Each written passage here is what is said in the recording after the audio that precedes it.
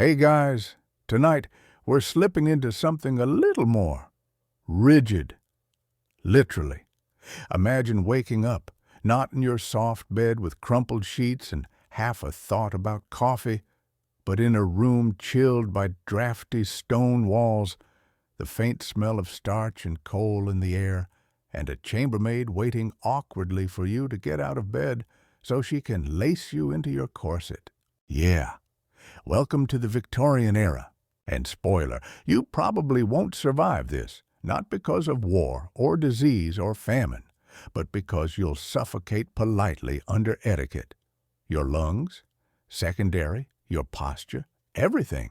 So, before you get comfortable, take a moment to like the video and subscribe. But only if you genuinely enjoy what I do here. Also, tell me where you're listening from and what time it is. I always love seeing that scroll by while you all fall asleep one by one. Now, dim the lights, maybe turn on a fan for that soft background hum, and let's ease into tonight's journey together. You blink your eyes open to the gray haze of an overcast English morning. There's no snooze button, just the sound of distant clanking pots from the downstairs kitchen and a faint cough from the scullery maid. Your mattress is firm, your feet are cold, and the chamber pot is uncomfortably close to where your face just was. Your maid enters, expression blank, holding the day's undergarments. First up, the chemise, then the drawers, then the corset. Oh yes, the corset. She tightens it while you grasp the bedpost like a war hero. Each tug pulls your spine straighter, your lungs smaller, and your soul closer to the Lord. You inhale, if you can call it that, and feel your ribs press against your heart. Some say tight lacing is a myth. Historians still argue whether most Victorian women really cinched their waists to horrifying degrees, or if it was just for fashion plates and scandal. But right now, your pancreas is whispering that this isn't a debate. It's a hostage situation. By the time your gown is draped over your skeletal frame, you're upright, fragile, and properly feminine. Just don't drop anything. If you bend over, you might black out and collapse in a swirl of lace and regret. You sit carefully at the vanity while your maid brushes your hair. 100 strokes because it's civilized. You can't really argue, what with your organs slowly migrating north. Your face is powdered subtly. Anything more would be scandalous. And your lips remain bare. Makeup is for actresses, and by actresses, they mean women of ill repute. The house is already humming with activity. Somewhere, a footman polishes silver. A boy runs messages. Your father reads the paper aloud, asking no one in particular what the world's coming to. You don't answer. It wouldn't be ladylike. Breakfast is announced. You descend the staircase, gloved hands grazing the banister, not too fast, not too slow, no clomping, no slipper-slappering. You are grace in human form. Even when your corset is giving your liver a stern talking to, the dining room is quiet. Mother sits like a statue at the far end. Father folds his newspaper without looking up. A servant pulls out your chair, and you offer a small, polite nod. Now, breakfast itself is a battlefield of restraint. You sip tea, never slurp, and break toast with precision. No butter smudges, no jam drips, and for heaven's sake, don't let the silverware clink the china. There are rules. And the toast? It's cold. Always. One mainstream historical fact: in middle and upper-class Victorian homes, breakfast was a formal, usually silent affair. Talking was discouraged, especially for women and children. You ate quietly, efficiently, and with immaculate table manners, or you were labeled uncultured. Your younger brother can speak freely. He's a boy. He talks about frogs. You smile gently, though you long to scream, "I saw frogs yesterday, too." Instead, you nod, because even your interests must be ladylike.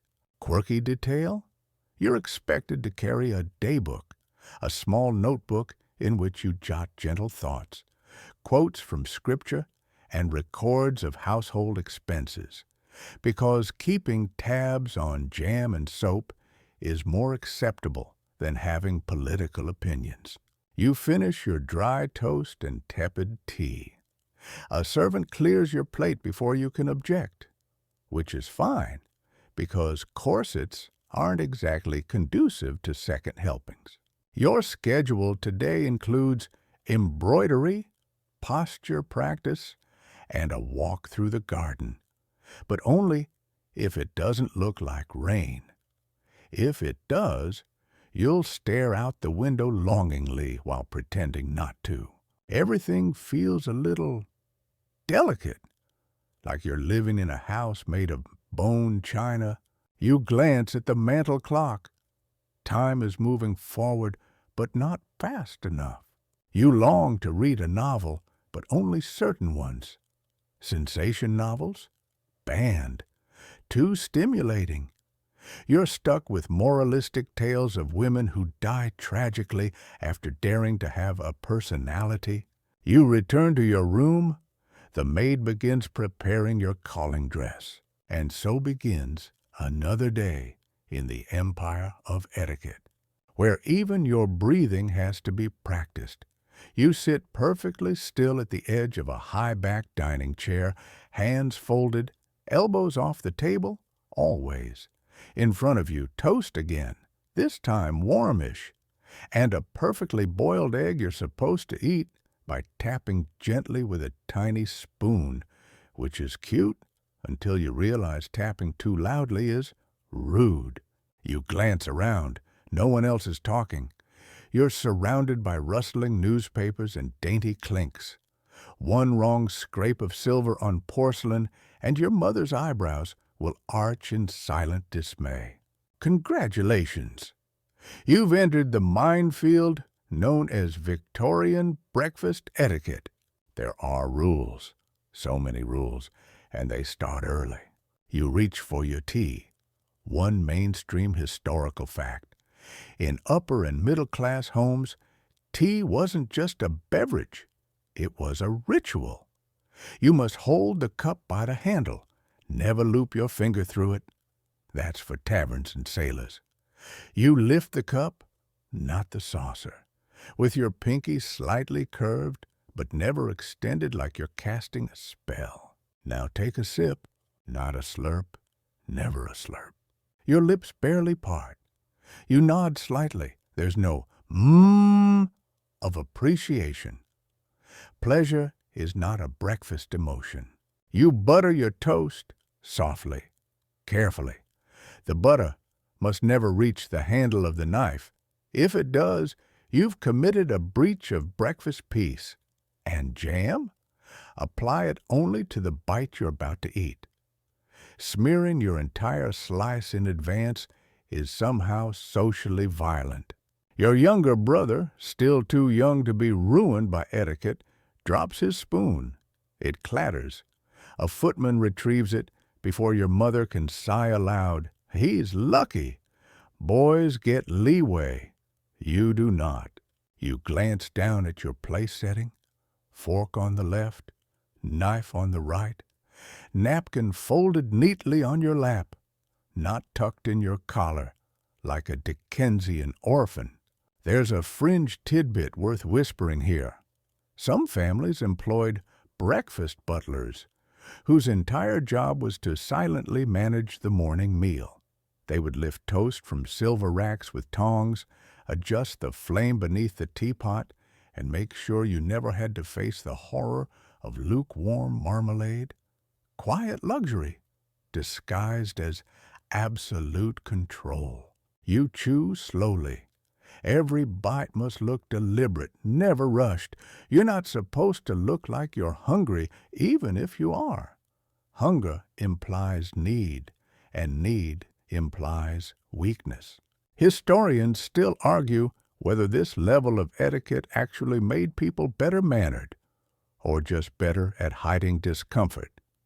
Because, make no mistake, Victorian dining wasn't about enjoying food. It was about surviving it with your dignity intact. Let's say, for a moment, you're invited to eat at someone else's home. First, you need to know where to sit, not just at the table, but in society. The host arranges seating by rank, marital status, and favor. You might spend a whole hour waiting to be called in, because entering the dining room before your proper turn is a social crime. And when you do finally sit, every move matters. Soup? Spoon away from you. Bread? Break it with your fingers. Never slice it. Fish? Don't even try if there's a special fish knife. Just pretend you're full. If the tablecloth is embroidered, don't spill. If it's white, don't bleed. If it's lace-trimmed, don't look directly at it, or you'll be accused of coveting. Back in your home, the family meal ends with a formal rise. The ladies retreat to the drawing room while the men smoke and talk politics and exist freely. You're left sipping more tea, pretending you like embroidery, and discussing what color Mrs. Worthington's hat was at church. You never say anything bold. You never laugh too loud. You never, ever mention bodily functions. The word pregnant is borderline obscene. You're supposed to say, in a delicate condition, as though expecting a baby is somehow contagious or offensive. Even your laughter is rehearsed. A light titter, a soft chuckle. No guffaws, no snorting. That's for barnyards and stable boys. Here's a small joke you're allowed to make. What's worse than dropping your spoon at breakfast? Pause. Dropping your status. See? Very funny. Now let's never speak of it again. You return to your room post-breakfast feeling like you've survived a diplomatic summit. And in a way, you have. You think about how every motion, every blink, every crumb is judged. Your actions ripple outward in quiet consequences. Who invites you back? Who whispers about you at tea? Who stops including you in charity drives? You daydream of eating toast with your hands, of chewing loudly and wiping your mouth on your sleeve, of licking jam straight from the knife. A scandal, yes, but what a sweet one. But instead, you lace your boots with assistance and prepare for more social protocol disguised as leisure.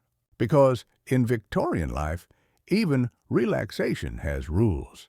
You stand at the edge of the drawing room, gloved fingers fidgeting against the silk seams of your skirt. In front of you, the terrifying dance of polite greetings.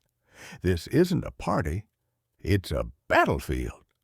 Only instead of swords, you wield the handshake.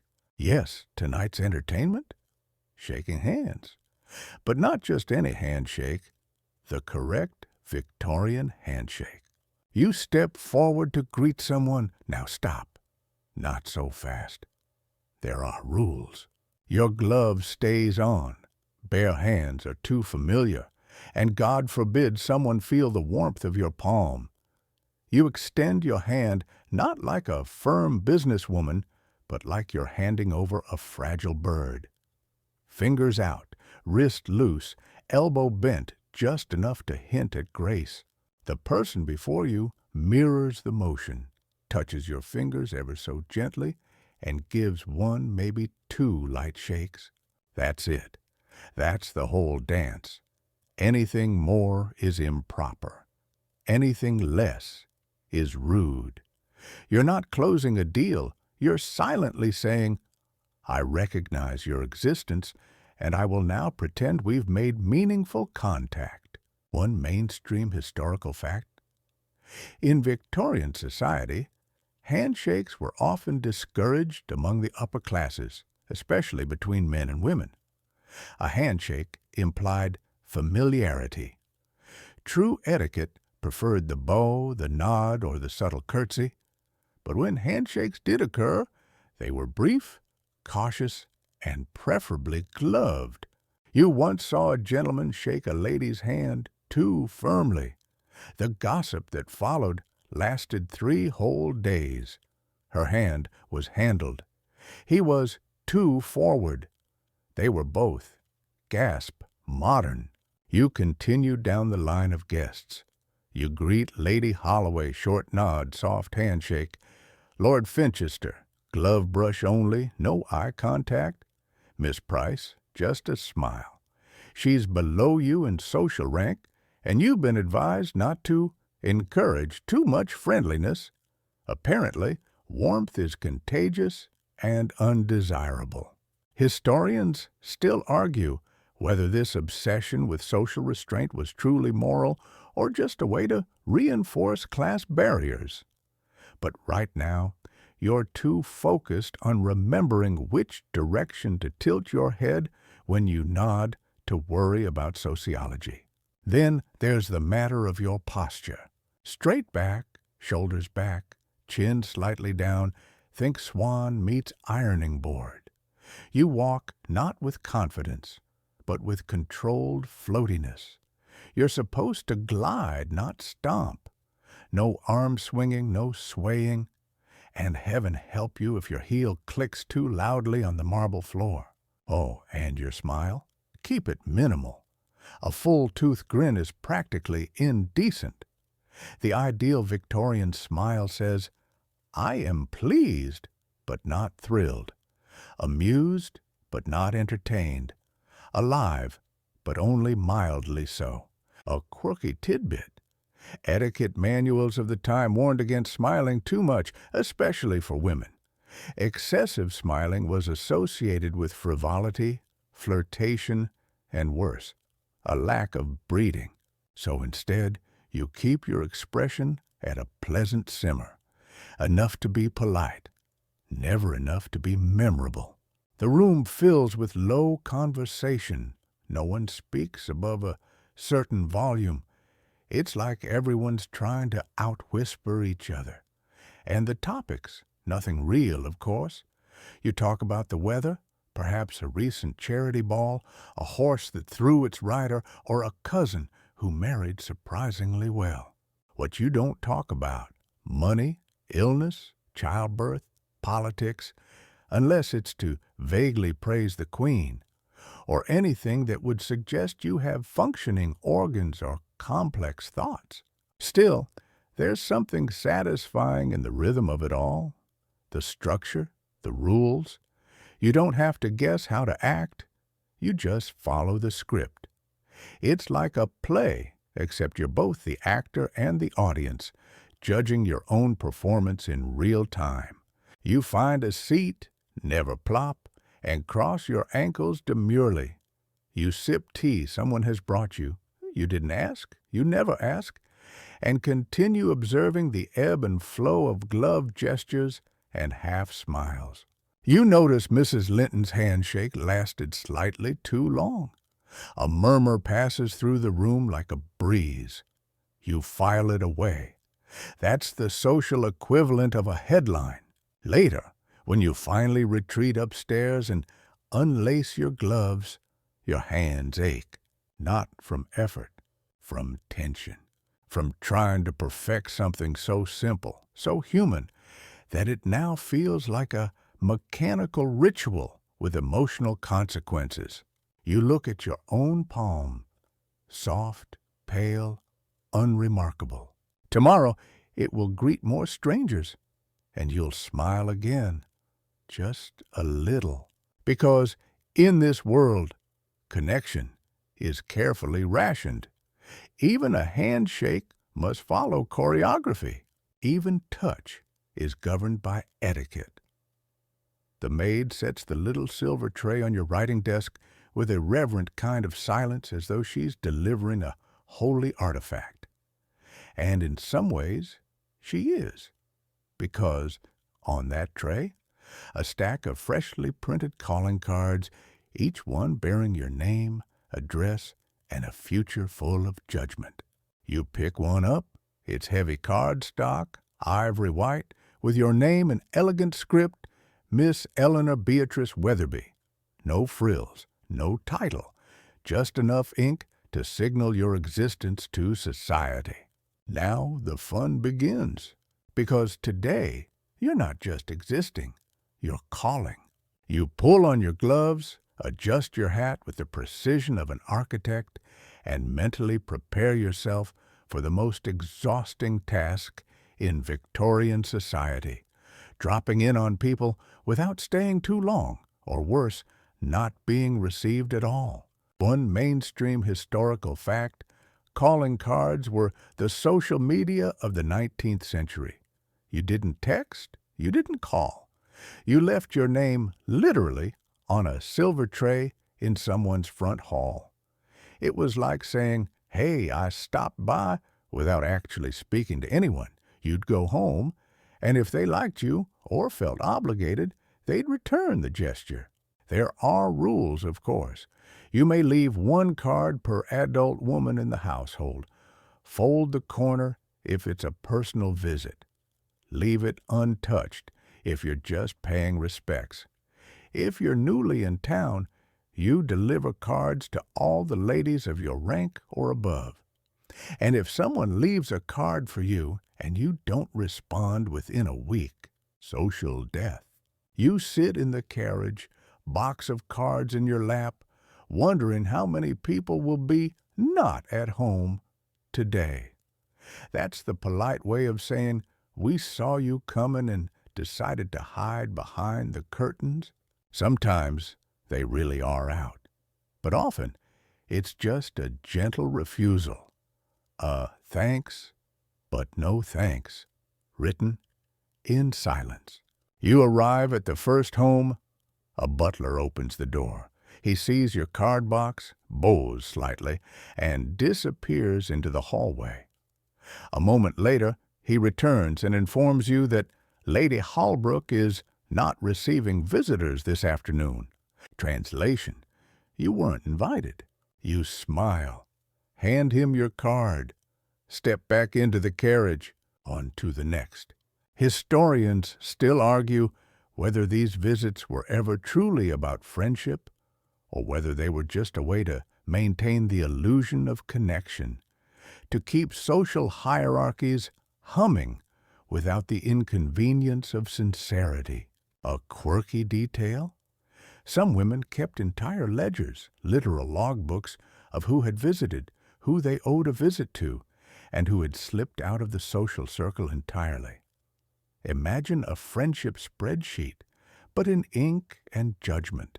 You continue your circuit. A few homes accept your card without question. One lady actually receives you, and you spend exactly 15 minutes sipping tea and discussing, let's see, the gardenias in the public conservatory and whether Lady Augusta's maid is too friendly with the stable boy. Riveting stuff. You do not sit unless you are invited. You do not remove your gloves. You do not ask for anything. And when the conversation hits the 15-minute mark, you rise gently, nod, and depart before being asked. Staying too long is worse than not showing up at all. You return home with a box lighter and a heart slightly heavier. Because the truth is, every card you leave is a gamble. You're not just announcing yourself. You're offering up your reputation to be weighed, measured, and possibly discarded. But this is the game. One misstep, one missed call, one overstay, one misfolded corner, and you risk being gently frozen out. So you go over your card ledger again. You make a note. You schedule tomorrow's visits. And you keep playing, because to be seen in Victorian society is not enough. You must be received. The sound of teaspoons clinking against fine china fills the air like a dainty symphony of subtle warfare. You sit straight-backed on a floral-upholstered chair that feels more like a test than a seat. Your gloved hands rest lightly on your lap, and in front of you, your weapon of choice, a porcelain teacup. Welcome to afternoon tea, where judgment is served with sugar cubes. At precisely 4 o'clock, the ritual begins. This isn't just a snack, it's a social performance. Every motion is measured, every glance encoded, and every crumb possibly treasonous. You reach for the teapot. One mainstream historical fact? The Victorian afternoon tea was popularized by Anna, the 7th Duchess of Bedford, who reportedly got peckish between lunch and dinner and turned her mid-afternoon hunger into an aristocratic event. What began as private refreshment turned into a national tradition, especially among upper-class women with a taste for both gossip and sponge cake. You pour the tea without spilling. You've practiced. Your wrist angle is perfect. The pot doesn't touch the cup. That would be uncouth. You add milk, never first, always after, and gently stir clockwise. Never clang the spoon. That's practically a declaration of war. A platter of delicate cakes, scones, and finger sandwiches makes its way around the table. You take one, just one, and you eat it in small bites. No crumbs on the lap, no sticky fingers, napkin dab only, never wipe. To the untrained eye, it's a room full of elegantly dressed women enjoying a light refreshment. But you know better. This is a tournament of raised eyebrows, veiled compliments, and social position disguised as lemon drizzle. Someone mentions that Miss Blakemore wore a crimson sash to church. A breathless pause follows. That shade is a touch bold, especially for a girl without a fiancé. Someone else says Lady Trellis's daughter might be in delicate condition before marriage. Gasps. Teacups are set down with trembling restraint. You sip, pretending you're shocked too. But you heard that gossip yesterday at another tea from the same person. A quirky tidbit?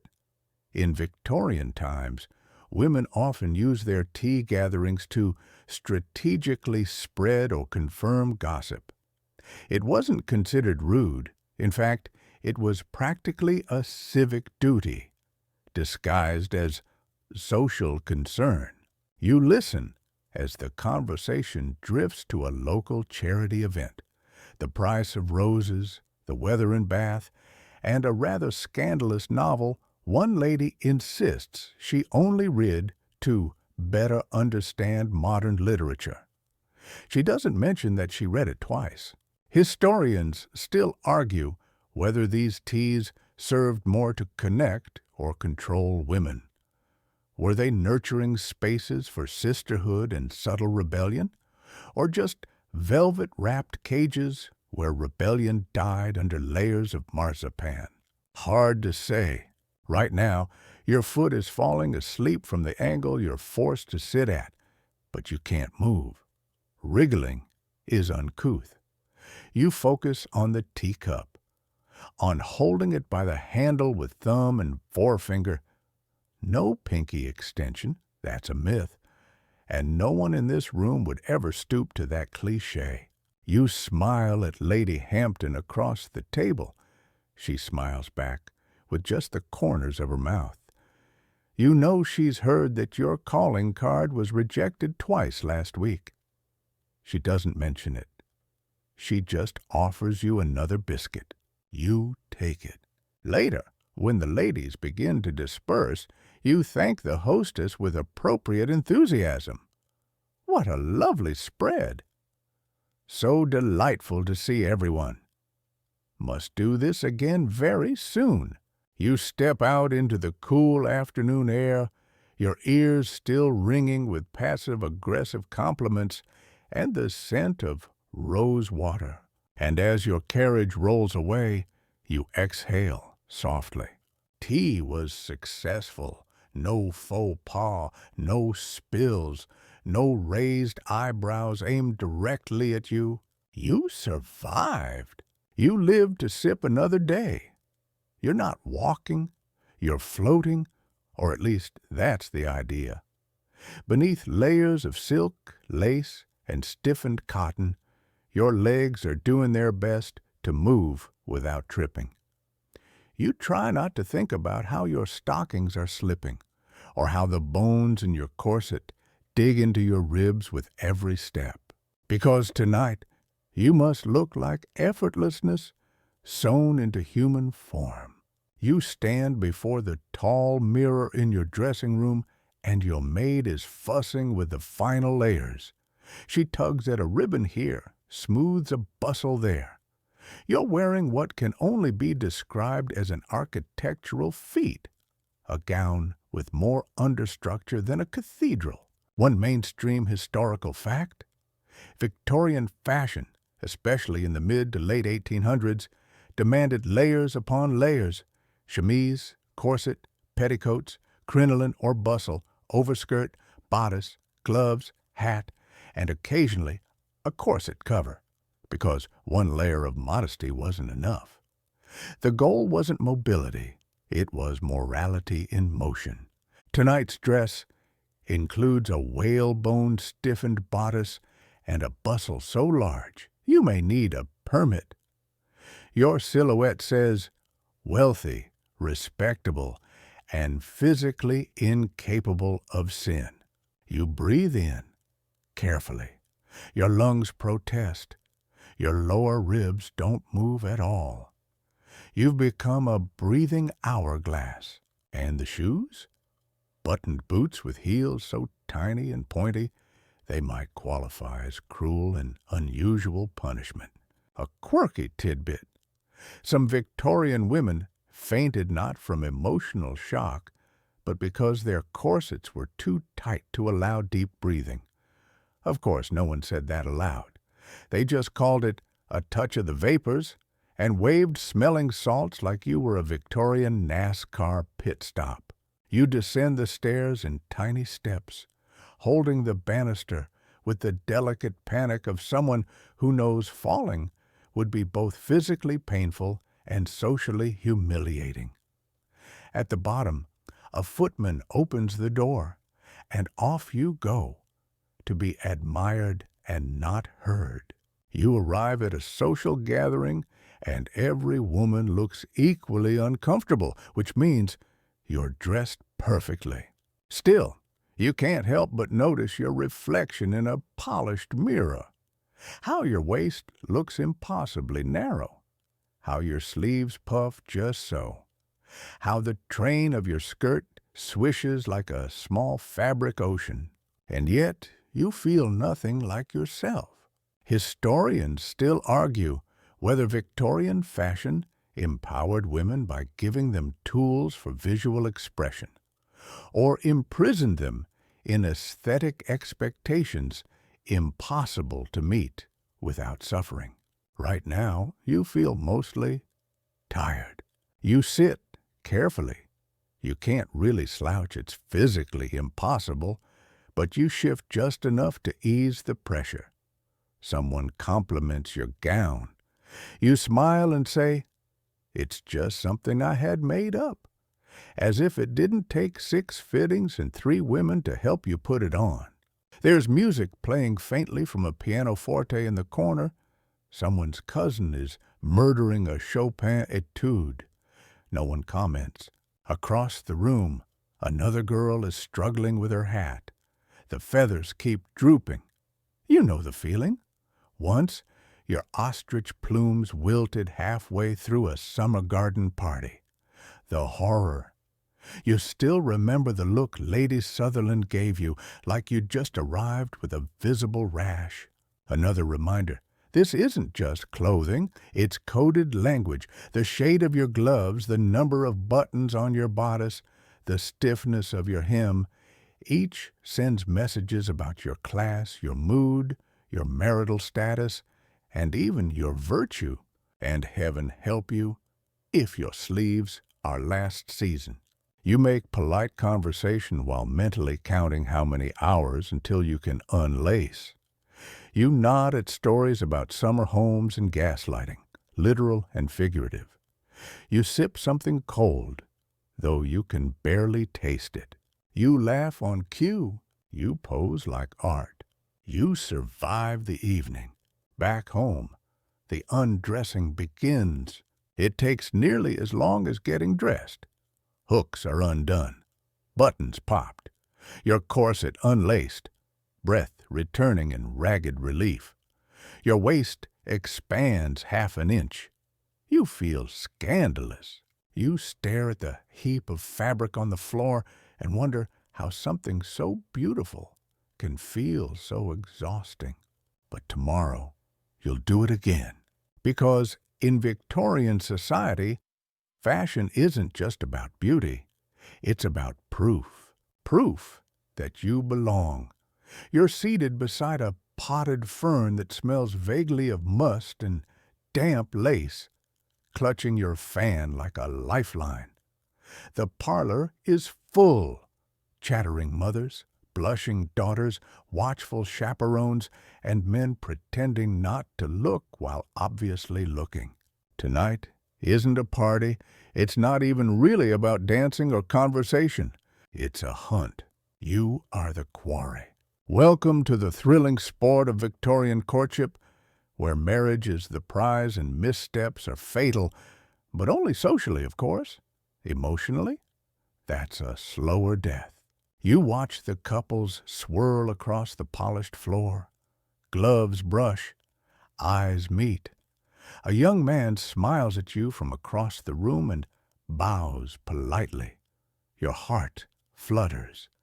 Or maybe that's just your corset, compressing your thoracic cavity again.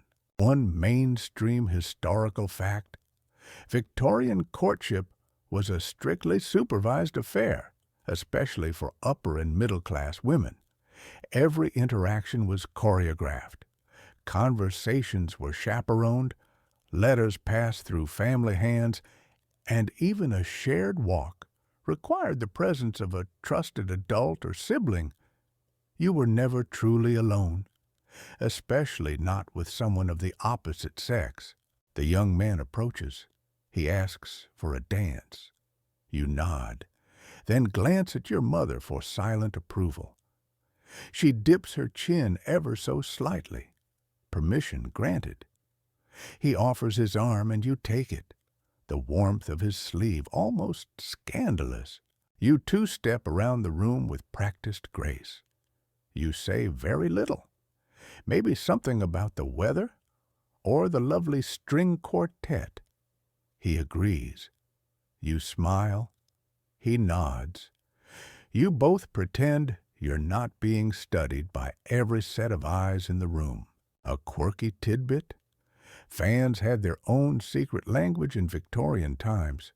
Flirting without speaking was possible if you held your fan just so, fluttered it once, twice, or even snapped it shut in just the right rhythm. It could mean, "I love you, follow me," or "leave before my aunt sees."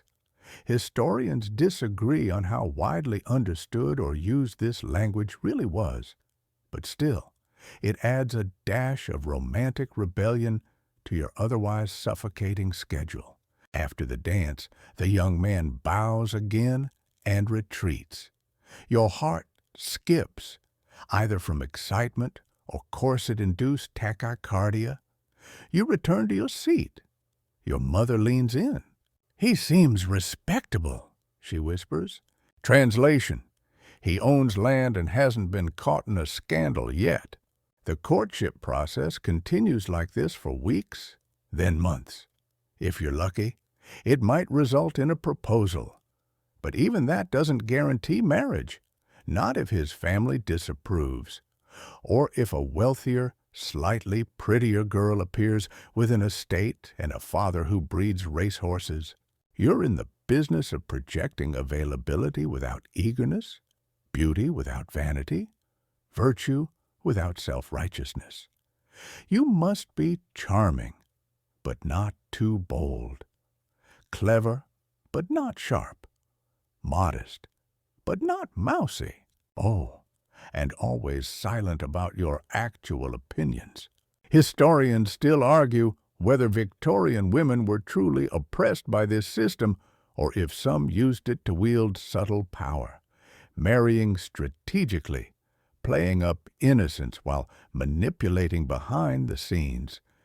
But when you're in it, it just feels exhausting and risky because the stakes are high.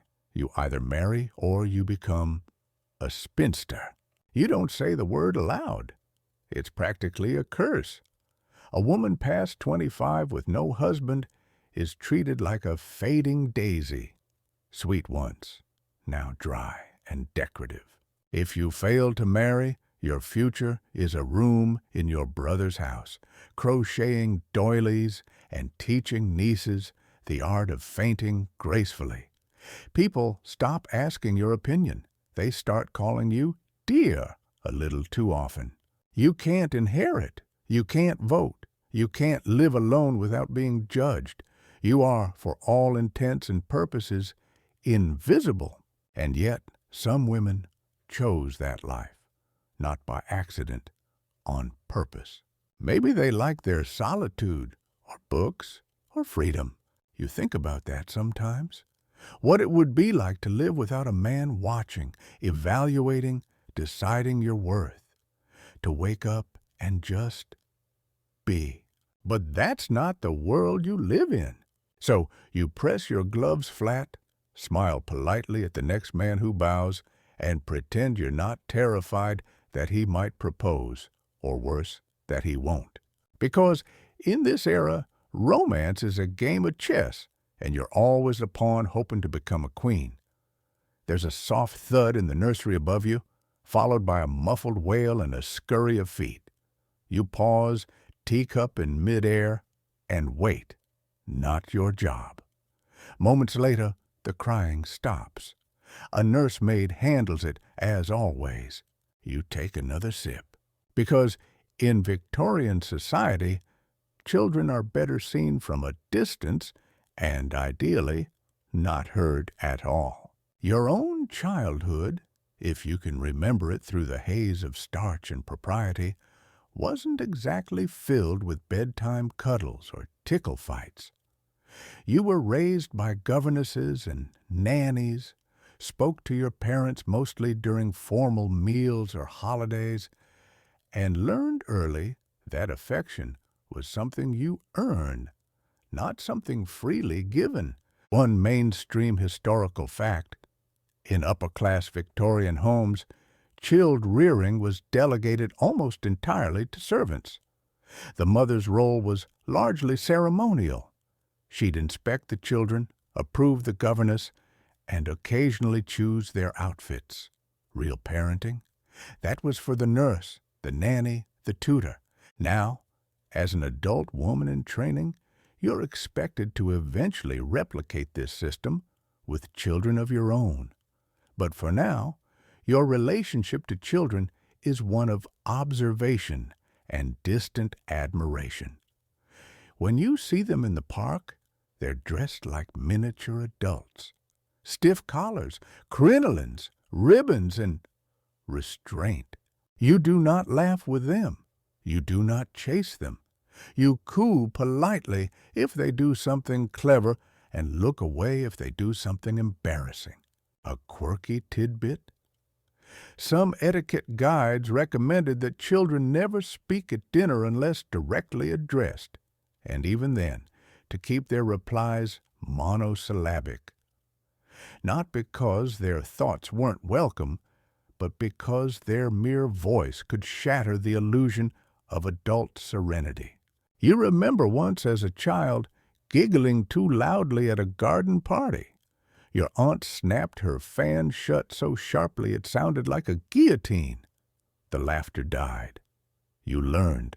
Now, seated in the parlor with older relatives, you listen as they discuss a cousin's baby. Healthy lungs, one says, but frightfully noisy. They all chuckle in that polite way, as if babyhood were a temporary flaw to be disciplined out of them. You glance out the window and spot children in the garden. A governess trails behind them like a shadow. The little girl in the pink dress is twirling, spinning in circles, arms wide. Her bonnet flies off. The wind catches her hair. She laughs. A thrill rises in your chest. Jealousy? Longing? You quickly suppress it. That's not the appropriate response. You turn back to your embroidery. Historians still argue whether Victorian restraint created more disciplined children or simply more emotionally distant adults. But you can't help wondering what it must have felt like to be picked up when you cried, hugged, told it's okay. Of course, there are exceptions. Some mothers doted quietly through handwritten notes or special birthday cakes. And among working-class families, where nannies were a luxury, children often had more physical closeness, though far less stability. Still, in your world, parenting is performance. Children are aesthetic. They must be well-behaved, neatly dressed, and above all, reflective of their parents' virtue. If a child misbehaves in public, it's not just inconvenient, it's a social stain. You once heard Lady Gwendolyn say, "Children are like roses, lovely in bloom, but one must trim them constantly." You nodded at the time. Now you wonder if you were ever allowed to bloom. In the evening, you hear another soft cry. The nursery door opens, and the nursemaid hurries down the hallway to fetch a cloth or a bottle. You glimpse the baby through the cracked door, red-cheeked, fists balled, loud with life. You smile, just barely, and return to your room. Because in this world, childhood is not a place you stay. It's a stage you're hurried through as fast and quietly as possible. The morning sun slices through the lace curtains in delicate patterns, pretty, but not helpful. You're already late, and you're about to break rule number 47 of Victorian womanhood: never rush. But today, you must, because your day is packed with obligations. Not real work, of course. Just the daily marathon of being seen doing exactly what a woman of your station should be doing. One mainstream historical fact: for Victorian women, especially upper class and upper middle class, leisure was not idleness. It was labor dressed in lace. You couldn't be too busy. That meant stress, how gauche. But you also couldn't be truly idle. That meant uselessness and scandal. You had to appear occupied in ways that made your life look productive, moral, and above all, feminine. So here's what your leisurely day looks like. You begin with letter writing, not because you want to, but because you're expected to maintain correspondence. Notes to thank someone for tea, notes to decline an invitation, notes to console someone on a pet's passing. You spend an hour composing elegant nothings in looping cursive, your ink smudging just enough to look human. Next, you practice the pianoforte. You hate it. You've always hated it. But playing music shows refinement. A girl with a talent is delightful. A girl with ambition, dangerous. So you tinker out a Chopin nocturne and try not to grimace when you miss a note. A quirky tidbit: many women were taught piano or watercolor not for enjoyment, but because they were called accomplishments, as in qualities that would help attract a suitable husband. They were hobbies with marriage in mind, not self-expression. Then it's time for a charity meeting. You wear gloves. You smile. You nod earnestly while someone discusses organizing a fundraiser for poor orphans who've never seen the seaside. You offer to bake something, or perhaps donate linens. You will not, however, visit the orphans. That's for someone less fragile. Afternoon brings a walk. 2 laps around the park, parasol in hand. Not for exercise, ladies don't sweat, but to show you're healthy, respectable, and possibly single. You pass other women doing the same, each with slightly different hats, but identical smiles. You spot a young man on a bench reading poetry. He glances up. You pretend not to notice, but of course you do. That's the point. Everything's a signal. Everything's a scene. Later, you attend a literary salon at a friend's home. Someone reads from a new serial novel. It's scandalous, but tastefully so. The women pretend to fan themselves, whispering, "Well, I never," while secretly hoping for another juicy passage. You add, "It's certainly imaginative," which is the Victorian way of saying spicy without saying spicy. Historians still argue whether these routines created a fulfilling structure or simply numbed generations of women into quiet compliance. From the outside, it looks elegant. Graceful women in flowing dresses, sipping tea and reading novels. But inside, many longed for something else, something more, or at least something theirs. Evening falls. You attend another dinner, another round of polite small talk and buttered asparagus. A gentleman quotes Byron. You nod. You don't even like Byron. Afterward, you return home. Your maid undresses you while you stare at the wallpaper and wonder if you actually enjoyed anything today. Did you? You embroidered. You smiled. You complimented someone's earrings. You helped plan a church picnic. You were good. But were you you? You stare at your hands. Soft, gloved earlier, now bare. They've written so many letters, pressed so many keys, held so many teacups, and still they feel unused. Because in this world, leisure isn't freedom, it's performance. And you, dear reader, are exhausted from pretending to relax. The household is quiet, but not still. Somewhere, dishes clink faintly. In the hall, the soft shuffle of polished boots on worn floorboards. The ticking of the grand clock is the loudest thing now. Constant, rhythmic, like a heartbeat that's not quite yours. It's servant time. You descend the staircase slowly, pretending to check the arrangement of a vase, but really, you're listening, watching. Not because you're cruel, at least not intentionally, but because in the Victorian home, you're both mistress and manager. One mainstream historical fact: in a well-run Victorian household, the servant hierarchy could rival a small business. There was a pecking order: butler, housekeeper, cook, lady's maid, footman, scullery maid, and more, each with specific duties and domains. You, as the lady of the house, didn't scrub floors, but you did supervise, distantly, elegantly, absolutely. A polite tyranny, one might say. You pass the drawing room and find the maid adjusting a lampshade. Her cap is crooked. You make a note. The housekeeper will hear of it later, not out of spite, but because order must be maintained. Appearances are everything. A wonky lampshade might as well be a public scandal. You glance toward the kitchen wing. Off limits, of course. That's the servants' world.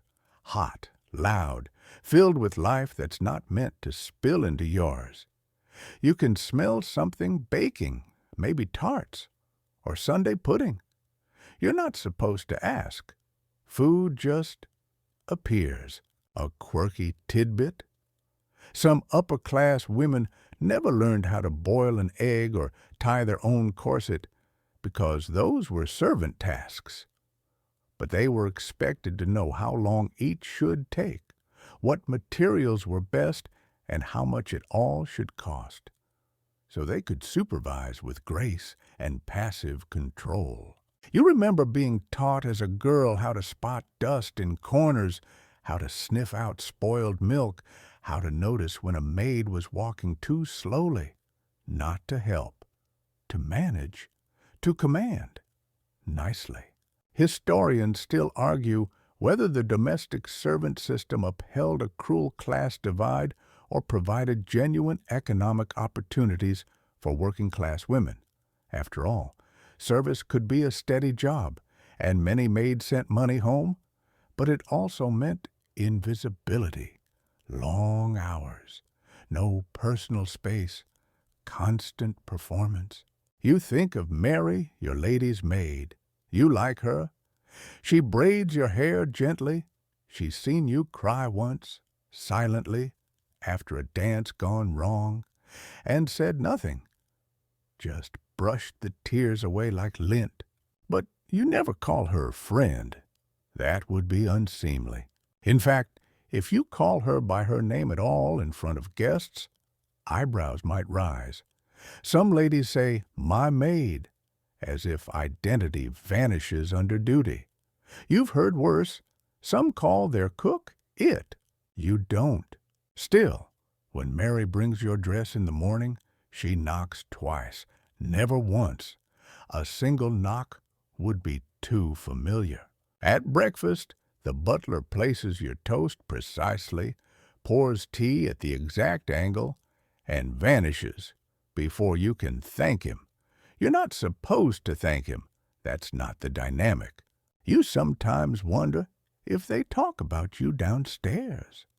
I mean, of course they do. The way you said "terribly pleasant," or how you forgot your gloves yesterday, maybe they laugh. Maybe they mimic your voice. It should bother you.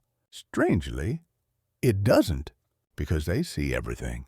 You sit at the window seat later, looking out over the back garden. Two maids shake out linens under the apple tree.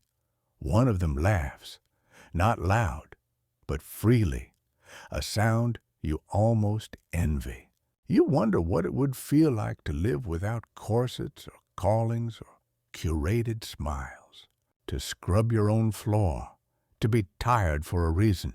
But then Mary appears with your afternoon dress, and you remember your world doesn't allow that kind of freedom. So you change clothes and let someone else lace you back into silence. Because in this house, you rule, but you don't rest. And the ones who serve, they carry secrets you'll never be allowed to hear. You're seated at your writing desk again, but today, the letter in front of you isn't addressed to a friend or a cousin or a lady you secretly dislike but must continue flattering. It's addressed to Parliament. Well, indirectly, more like a pamphlet or a petition, or maybe just a polite little nudge toward common decency. You dip your pen and start slowly. To whom it may concern, because today you're not just a lady. You're a woman with opinions, and in Victorian society, that's almost revolutionary. One mainstream historical fact: the Victorian era saw a rise in women-led reform movements, especially in areas like education, labor conditions, temperance, and the suffrage movement. Women who were expected to stay silent began to write, organize, and protest, always tastefully, of course, pushing against the limits of their corsets and their culture. You glance over your bookshelf. A few volumes by Mary Wollstonecraft and Harriet Martineau hide behind safer titles: flower guides, etiquette manuals, psalms. You pull one out occasionally. Read it by candlelight. Let the ideas settle under your skin. Today's issue? Child labor. You saw it again on your last carriage ride. Soot-smudged boys crawling into chimney flues, their limbs far too thin for comfort. A maid's cousin died doing just that last winter. Crushed. It lingers. So you write, carefully, powerfully. You will send this letter to a newspaper editor you know, or leave it unsigned, or hand it to your uncle, who still talks about how ladies should stay out of factories. A quirky tidbit? Some Victorian women hid their activism behind pen names or initials, especially in publications. One famous example, Charlotte Bronte, first published as Currer Bell. Others simply called themselves a lady, because their opinions were more acceptable when no one knew they had eyelashes. But there are limits. You attend a women's reading circle next week? It's technically for poetry and scripture, but everyone knows there'll be talk of workers' unions and education bills. You wear your quietest bonnet and nod at the right moments. One woman speaks up, passionately. Too passionately. Her voice rises. You feel the air go sharp. She said too much. The hostess coughs gently. She falls silent. Historians still argue whether these early reform efforts were truly radical or just gentle nudges from within the system.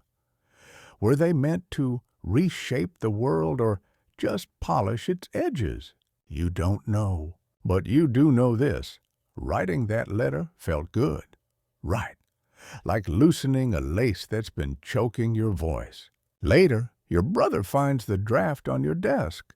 He skims it, raises an eyebrow, and says, "You've always been fond of causes." You smile, say nothing. He folds the paper and sets it back down. Doesn't mention it again, but you catch him quoting it, your words, at a dinner party the following week. Everyone applauds his insight. You sip your tea, because in this world you can speak truths, but only through borrowed mouths. Still, the message is out, and maybe someday someone will listen to the woman behind the curtain. It's Sunday. You wake earlier than usual, not because you're particularly devout, but because Sunday isn't about rest. It's about reputation. Church bells begin their distant ringing, solemn and measured, cutting through the cool morning fog like some divine alarm clock. You stretch, but only slightly. Stretching in bed is considered vaguely uncouth. So you sit upright instead and let Mary help you dress. Today's outfit is black, again. Not for mourning, but because dark colors look more dignified against pews and pillars. A velvet ribbon at the neck, modest gloves, and a veil not to conceal, just to soften. One mainstream historical fact: Victorian society was overwhelmingly Christian, with the Church of England as its backbone, especially for the upper classes. But beyond belief, church-going was a weekly performance of virtue, modesty, and social pecking order. Even your seat was assigned by rank. Pew envy was real. You arrive at St. Bartholomew's and step into the incense-tinged gloom. Polished wood, high ceilings, windows like shattered jewels. Every sound is muted by the solemnity of the space. You nod to Mrs. Farthing as you take your seat. 3 pews ahead of her, of course. That still matters. You kneel, you sit, you stand, you sing softly. Your voice is pleasant, but not remarkable. You mustn't outshine anyone, especially not the vicar's wife. The sermon begins. It's about humility. Again, You glance around. Most of the congregation is listening with that glazed-over intensity that says, "I'm thinking about lunch, but in a godly way." A quirky tidbit? Some families actually hired people to warm their pews in winter. These pew warmers would arrive early and sit through the cold morning just to ensure their employers wouldn't shiver during hymns. Nothing says Christian charity like rented body heat. As the sermon drones on, you let your eyes wander to the ceiling beams, the stained glass, the child picking at his vest buttons 3 pews up. His mother gently slaps his hand. Order restored. Historians still argue whether Victorian religiosity was truly heartfelt or mostly social theater. For some, it was faith. For others, it was insurance against scandal, gossip, and spiritual failure. You rise for communion, walk slowly, accept the wafer, sip the wine, keep your eyes low, kneel again. It's all so quiet, so rehearsed. Afterward, the true purpose of the morning begins. The church steps. As you exit, the world brightens. Sunlight, breeze, conversation. People mingle just outside the gates, exchanging greetings and compliments. It's a chance to see and be seen, wearing your best hat, naturally. Someone compliments your singing. You say, "Oh, I do try," and smile. Someone else mentions a sermon they heard last week at St. Mary's that was quite a bit more spirited. You nod thoughtfully. How interesting. Church isn't over, it's just changed venues. By midday, you're home again. You remove your hat, unpin your veil. You read Psalms for a half hour, more out of habit than hunger. Then you nap. In the afternoon, you write a thank you letter to the vicar's wife. Her lemon cake last Sunday was excellent. You imply you'd love the recipe without actually asking. Asking is too forward. Later, your family gathers in the drawing room. The conversation turns to morality, of course. You nod at the right phrases. Discipline, decency, duty. No one asks what you believe? Not really. Because belief isn't personal here. It's embroidered into the curtains, baked into the scones, tied into your bonnet ribbon. You aren't expected to question, just to practice. So you do. Because in this world, faith is another kind of fashion. Worn well, it protects. Worn poorly, it exposes everything. The curtains in the sitting room are drawn halfway, not because of sunlight, but because you are, yet again, in mourning. Someone always seems to be dying. This time, it's your second cousin's husband's uncle. You met him once. He sneezed during grace. You are required to care. Because here, in Victorian society, grief is not just a feeling, it's a schedule, a dress code, a performance. One mainstream historical fact: Victorian mourning customs were among the strictest in modern history. After the death of a close family member, women were expected to observe multiple stages of mourning over 2 years, beginning with full black attire, progressing to half-mourning shades like gray or lavender, and finally returning to normalcy. But only if society agreed your grief had lasted long enough. Today, you're in half-mourning. You wear a muted purple dress and dull jet jewelry. Sparkle is forbidden. You look like a wilted flower in a very expensive pot. You avoid music, dancing, even laughter in public. You nod politely when someone offers condolences for a man you barely remember. Yes, he was very tall, you say, because that's the one fact you have. A quirky tidbit?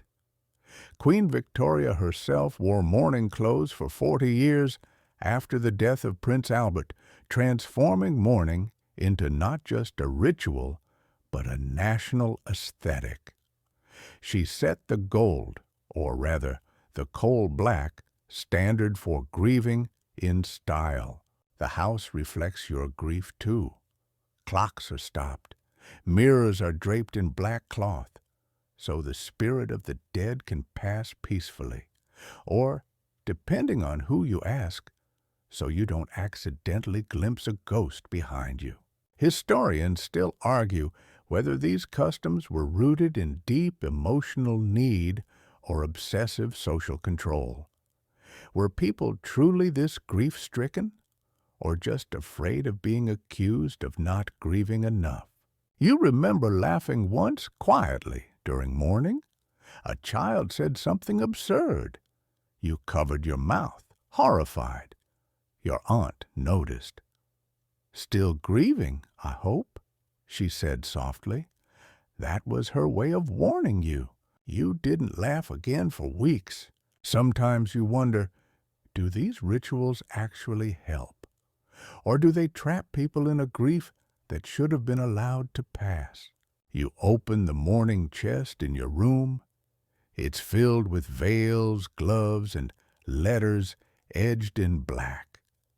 Each piece like a token from a life you never quite lived but are still required to mourn. You find one from your grandmother. Her handwriting is neat. She tells you to wear gloves to every funeral, even in summer. "Never touch death with bare hands," she wrote. You don't know if she meant literally or figuratively, maybe both. At the next social gathering, you sit quietly with other women in dark dresses. You discuss memorials, favorite psalms, and the proper width of mourning ribbon. One woman sobs into her handkerchief. Another stares ahead, like marble. You're somewhere in between, and yet grief can also become a refuge. It gives you a reason to avoid certain conversations, certain expectations. It creates a bubble where the world must tread lightly around you. You once overheard a woman whisper, "It's not that I'm still grieving, it's that I don't want to go back to pretending everything is fine." You understood, because in this world, mourning isn't just about loss, it's about identity. And once you put on the veil, it can be very hard to take it off. You're standing by the window again, fingers grazing the curtain lace as you watch the carriages pass. Men walk briskly in top hats. Women glide by like swans, quiet, decorative, and meticulously composed. And you, dear listener, have a very important job today. You're going to do absolutely nothing. Not because you're lazy, but because you are a Victorian woman, and doing nothing is exactly what's expected of you. One mainstream historical fact? Women in Victorian England were legally and socially excluded from most positions of power or public influence. You couldn't vote. You couldn't serve in Parliament. You couldn't own property once married. Even your wages, if you somehow earned any, belonged to your husband. Today, your biggest decision is whether to embroider a chrysanthemum or a lily on your handkerchief. You pick chrysanthemum. It feels more rebellious. You hear the men talking downstairs, politics, empire, trade routes. They speak in firm tones and sudden laughter. Your father says something about the Irish. Your brother disagrees. They argue loudly with confidence. You think of something clever, a perfect remark to bridge their points. You imagine yourself descending the stairs, saying it aloud, watching them nod with surprise and respect. You don't, because that's not what you do. Instead, you open your book, one approved by your mother, of course, no Mary Shelley or George Eliot today, just sermons and sketches of flowers. A quirky tidbit? Many Victorian women wrote under male pseudonyms, not just to be taken seriously, but to be published at all. Think George Eliot, real name Mary Ann Evans, or the Bronte sisters, who initially published as Kerr, Ellis, and Acton Bell. One publisher even returned Charlotte Bronte's manuscript, saying the lady writer had mistaken her vocation. You laugh at that one, quietly, because you're alone. Again, historians still argue whether Victorian restrictions on women were purely oppressive or protective in design. Some say they shielded women from the harshness of public life. Others say that shield was just a prettier kind of prison. You remember when you asked your uncle why women don't vote? He replied, because they're above politics. Above it, as in floating. You imagine yourself floating above Parliament, draped in lace, waving from a cloud, utterly uninvolved while laws are passed about your body, your children, your freedom. You sigh. Later, you're invited to a lecture on the moral role of women in modern society. You sit politely as a man explains why women are naturally less rational, more emotional, and therefore unsuited for public decision-making. You nod, then bite your tongue so hard it bleeds. You feel the blood on your lip, metallic, honest. More honest than anything he said for 20 minutes. But still, you say nothing, because in this world you are expected to be perfect, polite, and invisible. You are a painting, not a painter. You are a sentence ending in a soft period, never an exclamation mark. And some days, that silence feels heavier than your skirts. It's late now. The gas lamps flicker softly along the hallway. Your footsteps make no sound on the thick carpet as you move toward your room. The air smells faintly of rose water and old paper. Somewhere in the distance, a clock chimes 11. You're tired, but it's not just your body. It's the ache that lives in your bones from being watched, judged, measured, and trained. Today was like most days.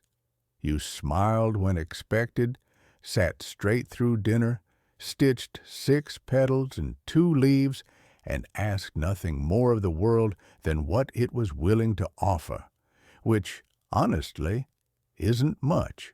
You sit at your dressing table. Mary brushes your hair. 100 strokes, gently, rhythmically.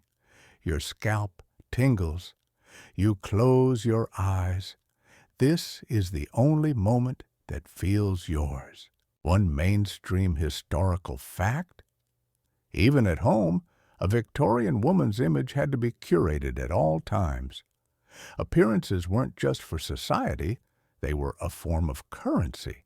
A perfectly kept home, a polite daughter, a demure hostess. All were investments in reputation. And reputation, for women, was life. The brush stops. Mary nods, says goodnight, and leaves. The room settles into silence. You slip into your nightdress, its lace collar suddenly less pretty and more like a soft noose. You stare at your reflection.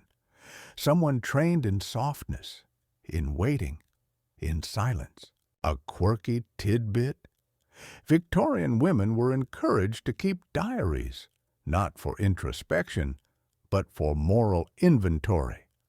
You were to track your thoughts, your virtues, your failures. Some girls even tallied their impure thoughts with a guilt-ridden system of tiny crosses in the margins. You once did the same. You stopped. The margins became too crowded. You sit on the edge of the bed. Think of the women you know. Mrs. Trenton, who paints secretly.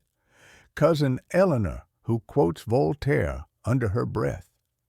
the governess who fled one night and never came back. You wonder what freedom would feel like.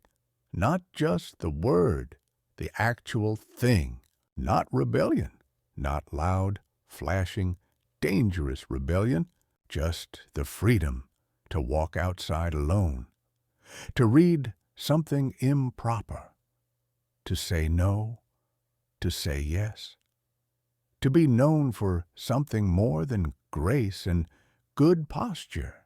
Historians still argue whether Victorian women lived quiet lives of repression or cultivated secret inner worlds, entire galaxies of thought behind those lowered lashes. You like to believe the latter, and maybe you are one of them. Maybe when you close your eyes, you are not in this room. You are on a train, in trousers, with wind in your hair, a book in your lap, and no one watching. You lie back on the bed. The mattress sighs beneath you, because in this world, being a Victorian woman means knowing how to disappear in plain sight. But in dreams, in dreams, you begin to reappear. And now, as the gaslight dims in your imaginary chamber and the soft rustle of lace gives way to the hush of night, you feel the long, winding corridors of Victorian life slowly fading behind you. The endless rules, the rehearsed smiles, the silence. It's all softening now, like mist curling around the edges of memory. Let your breath slow with the ticking of that old parlor clock. Let the weight of corsets and expectations dissolve into the mattress beneath you.